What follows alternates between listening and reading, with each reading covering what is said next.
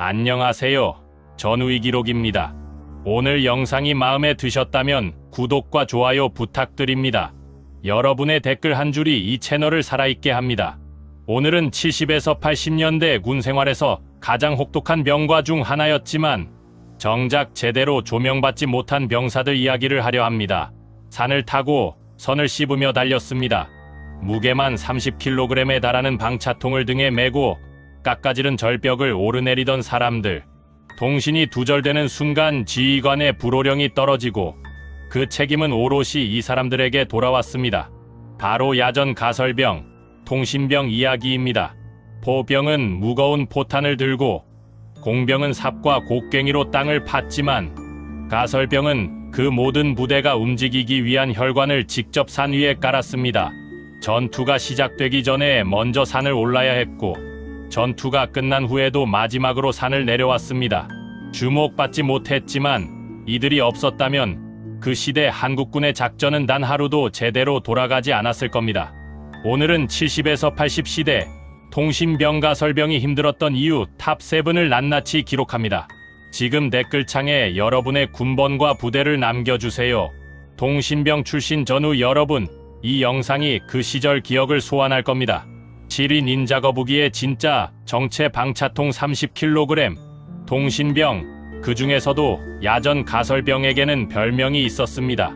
닌자 거북이, 등에 메고 다니는 방차통, 즉 통신선이 감긴 대형 릴의 생김새가 닌자 거북이 등딱지처럼 보인다 해서 붙은 이름입니다. 웃기는 별명이지만 실상은 전혀 웃을 수 없었습니다. 방차통 하나의 무게는 약 30kg, 1마일, 그러니까 약 1.6km 분량의 야전선이 감겨있는 그 짐을 등에 짊어지고 산을 오릅니다. 개인 완전군장이 30kg 안팎인데 방차통 하나가 그것과 맞먹었습니다.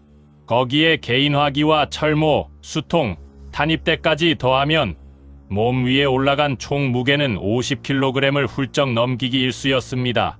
70에서 80년대 한국군 가설병들은 이 무게를 짊어지고 훈련 때마다 산을 올랐습니다. 포장도로 없습니다. 지도에도 없는 야산사면, 경사 40도가 넘는 능선, 낙엽이 쌓여 발이 미끄러지는 비탈을 올라가며 선을 풀었습니다. 한 통을 다 풀면 또 다음 통을 메고 이동합니다. 대대급 훈련이면 하루에 방차통을 두세 통씩 소모하기도 했습니다. 체력이 아무리 좋아도 무릎이 버텨주질 않았습니다. 30kg짜리 방차통을 메고 내리막길을 반복해 내려오면 무릎 연골이 소리를 냈습니다. 당시 가설병 출신들이 제대 후 관절 질환을 달고 사는 이유가 여기 있습니다. 나라를 지키다 무릎을 잃은 사람들, 그것이 70에서 80 가설병의 현실이었습니다. 6위 이빨로 피복을 벗기다 야전선 접속의 처절함. 야전 전화선은 구리선 두 가닥을 고무 피복으로 감싼 단순한 구조처럼 보이지만 현장에서 다루는 건 전혀 단순하지 않았습니다. 70에서 80년대 한국군이 주로 쓰던 야전선은 미군에서 넘어온 WD-1TT 계열과 국내 보급 야전선이었습니다. 이 선들은 산악지형을 지나다 나무 가지에 걸리고 장갑차 바퀴에 밟히고 동절기엔 얼어붙어 끊어지기 십상이었습니다. 선이 끊기면 즉각 이어야 합니다. 통신이 두절되는 매 초가 전술적 위기이기 때문입니다. 문제는 장비입니다. 니퍼와 칼이 있으면 다행이지만 없을 때는 이빨을 씁니다. 손이 꽁꽁 언 한겨울 새벽, 어두운 산속에서 이빨로 딱딱한 고무 피복을 벗겨 선을 잇고 비틀어 연결하는 그 장면은 이 시대 가설병이라면 누구나 기억하는 장면입니다. 다음날 잇몸이 부어 있어도 통신은 살아있어야 했습니다. 그것뿐만이 아닙니다. 여름 훈련 때는 땀이 흘러 손이 미끄러운 상태에서 작업을 해야 했고 빗속에서 선을 잇다가 감전사고가 나는 일도 적지 않았습니다. 야전 전화기에 사용되는 전압이 높지 않다 해도 젖은 손으로 반복 작업을 하다 보면 순간적인 충격을 피할 수 없었습니다. 더 큰 문제는 연결 상태 확인입니다. 접속이 불량하면 소리가 먹먹하게 들리거나 잡음이 섞입니다. TA312 야전 전화기를 들고 "야, 들려?" 하고 소리를 지르며 선로를 점검하는 게 일과였습니다. 신호가 잡히지 않으면 접속 불량 지점을 찾아 다시 산속으로 올라가야 했습니다. 선 하나 있는데 1시간이 넘게 걸리는 날도 있었습니다. 5위 통신 두절은 나의 죽음 지휘관 불호령의 공포. 70에서 80년대 군에서 통신이 끊기는 건 단순한 기술적 장애가 아니었습니다. 그건 지휘관의 분노 게이지가 최고치에 도달하는 사건이었습니다. 훈련 중 상급 부대와 통신이 끊기면 그 부대는 지휘 계통에서 잠시 분리됩니다. 실전이라면 고립된 부대가 되는 것입니다. 당연히 지휘관은 불같이 화를 냅니다. 그리고 그 화는 99% 가설병에게 향했습니다. 통신병 나와. 이 한마디가 떨어지는 순간 가설병은 등짝에서 식은땀이 흐릅니다. 변명의 여지가 없습니다.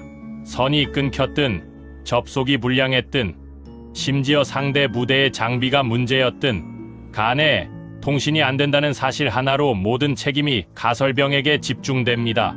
원산 폭격, 완전 군장 구보, 방차통 들고 연병장 돌기. 70에서 80년대 가설병들이 가장 많이 경험한 얼차려 목록입니다.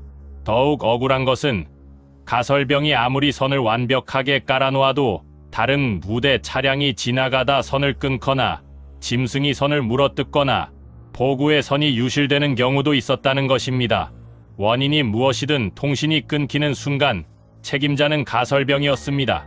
이 부당함을 묵묵히 안고 복무한 것이 그 시절 가설병들이었습니다. 특히 야간 훈련 중 통신이 끊겼을 때는 공포가 2배였습니다. 어두운 산속에서 혼자 선로 점검을 나가야 하는데 위에서는 빨리 안 고치냐고 압박이 쏟아지고 앞은 아무것도 안 보입니다. 이 공포가 가설병의 일상이었습니다. 4위 밤새 산속을 헤매다 야간 선로 점검의 공포. 훈련이 야간으로 접어들면 가설병의 고생은 배가 됩니다. 70에서 80년대 군에는 지금처럼 헤드랜턴 같은 것이 제대로 보급되지 않았습니다. 손전등 하나 혹은 그것도 없이 야광시계 빛에 의지해 산속을 걸어야 했습니다. 전화선이 어디서 끊겼는지 찾으려면 선을 손으로 잡고 따라가야 합니다. 선이 나무 위로 올라갔으면 나무를 올라가야 하고 계곡 건너편으로 넘어갔으면 계곡을 건너야 합니다. 칠흑 같은 어둠 속에서 손 하나만 믿고 산을 오릅니다. 겨울 훈련이 특히 혹독했습니다. 영하 15도 이하로 떨어지는 강원도 산악 지형에서 야간에 혼자 선로 점검을 나간다는 것은 지금 기준으로는 말도 안 되는 임무입니다. 방한복이 제대로 보급되지 않던 시절 얇은 전투복 차림으로 능선 바람을 맞으며 손전등 빛 하나에 의지해 선을 따라갔습니다.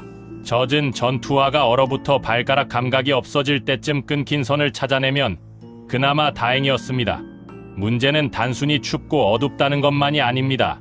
70에서 80년대 최전방 부대의 야간 훈련에서는 실전 상황을 가정한 적 침투 경계까지 병행됐습니다. 혼자 산속을 이동하다가 경계 근무 병사에게 5인 사격을 당할 수 있다는 공포가 항상 뒤따랐습니다. 아군에게 사격을 당하지 않으려면 암구호를 정확히 외치며 이동해야 했고 어둠 속에서 방향을 잃으면 진짜 위험해질 수 있었습니다. 찾지 못하고 부대로 돌아왔다가는 새벽 내내 얼차려 폭격을 견뎌야 했습니다. 동기들이 따뜻한 내무반에서 잠들 시간, 가설병은 산속 어둠 속에서 전화선 한 가닥을 찾아 헤맸습니다. 3위 회수와 재생의 굴레 끝나지 않는 야전선 작업. 훈련이 끝나면 쉰다고요? 가설병에게는 해당 없는 얘기입니다. 훈련이 종료되면 가설병의 진짜 노동이 시작됩니다. 산 곳곳에 깔아놓은 수십 킬로미터의 야전선을 전부 회수해야 합니다. 풀 때도 방차통을 짊어지고 산을 올랐지만 감을 때도 마찬가지입니다. 끊어지고 꼬이고 나무에 감긴 선을 풀어내 방차통에 다시 감아가며 산을 내려옵니다. 이 회수 작업만 하루 종일 걸리는 경우도 흔했습니다. 회수 후에는 재생 작업이 기다립니다. 훈련 중 끊어진 야전선 조각들을 일일이 이어 붙여 방차통 하나, 즉 약 1.6km 30kg 물량을 채우는 작업입니다. 짧게 토막난 선을 펴고 피복을 벗기고 두 가닥을 각각 꼬아 입고 다시 방차통에 감습니다. 이걸 수십 번, 수백 번 반복합니다. 손가락 끝이 피복 마찰로 까지고 니퍼질로 손바닥에 굳은 살이 박혔습니다. 그렇게 재생한 야전선은 다음 훈련을 위해 창고에 쌓입니다.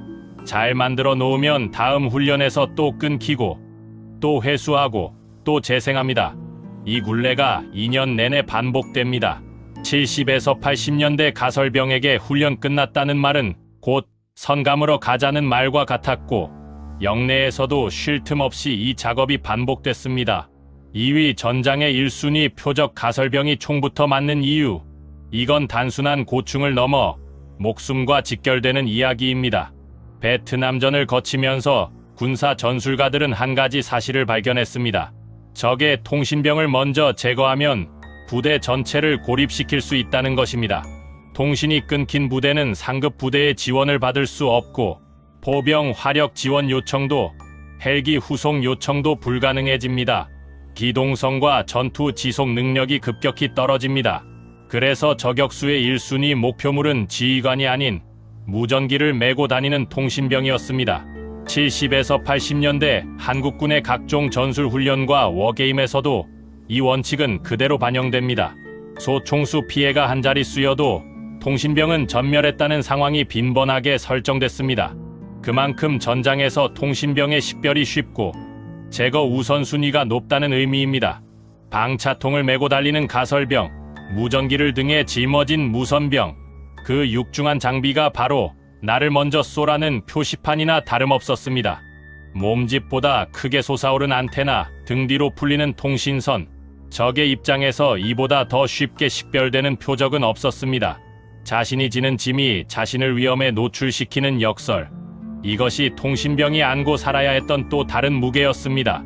그 시절 가설병들은 이 사실을 알면서도 방차통을 메고 산을 올랐습니다. 묵묵히, 아무 말 없이. 일이 사단이 멈춘다. 통신이 모든 것이던 시대의 절대 책임. 가설병 고충의 정점에는 이것이 있습니다.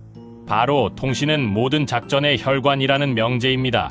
70에서 80년대 한국군은 디지털 통신 체계가 전무하다시피 했습니다. 위성 통신, 무선 데이터, 인터넷, 상상도 못할 시절입니다.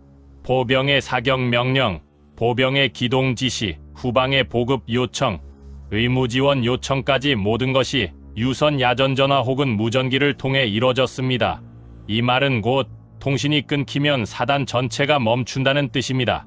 가설병 한 명이 선 하나를 제대로 연결하지 못하면 그 영향이 포대로, 대대로, 연대로 파급됩니다. 포병이 사격을 멈추고 보병이 기동 명령을 받지 못하고 후방에서는 무슨 일이 벌어지는지 알 수 없게 됩니다. 그 중심에 가설병의 전화선 한 가닥이 있었습니다. 이 무게는 계급이나 경력과 무관했습니다. 이등병이든 상병이든 통신이 끊기면 그 책임을 혼자 지는 구조였습니다. 포병은 포탄이 떨어지면 보충받을 수 있고, 보병은 인원이 부족하면 증원을 받을 수 있지만, 가설병은 선이 끊기면 그 자리에서 즉시 혼자 해결해야 했습니다. 지원 없이, 예비도 없이. 70에서 80년대 한국군 가설병들은 그 절대 책임 아래 2년을 버텼습니다. 30kg 방차통보다 더 무거운 것은 바로 이 책임의 무게였습니다. 그럼에도 그들은 산을 올랐습니다. 이빨로 선을 물어뜯었습니다. 한밤중에 혼자 능선을 넘었습니다. 몸이 천근만근이어도, 무릎이 비명을 질러도, 손가락이 얼어붙어도 통신만은 살아있어야 했기 때문입니다. 아무도 알아주지 않았습니다. 보병처럼 돌격 장면이 남는 것도 아니고 포병처럼 포성이 울리는 것도 아닙니다. 그저 산속 어딘가에서 전화기에서 목소리가 들려올 때 비로소 가설병의 임무가 완수된 것입니다. 그 보이지 않는 헌신이 70에서 80년대 한국군의 작전을 살아있게 했습니다. 전우의 기록은 그 시절 가설병 전우들의 땀과 인내를 기억합니다. 지금까지 70에서 80 통신병 가설병이 힘들었던 이유 탑7이었습니다. 여러분은 어떤 부대에서 어떤 병과로 복무하셨나요? 통신병 출신 전우분들, 댓글창에 그 시절 기억을 남겨주세요. 저도 방차통 메고 산 탔습니다. 한 줄이면 충분합니다. 이 댓글 하나하나가 대한민국 군 역사의 소중한 기록이 됩니다. 영상이 도움이 되셨다면 구독과 좋아요, 그리고 주변 전우들에게 공유까지 부탁드립니다. 전우의 기록은 여러분의 관심으로 계속됩니다. 다음 영상에서 뵙겠습니다. 전우의 기록이었습니다.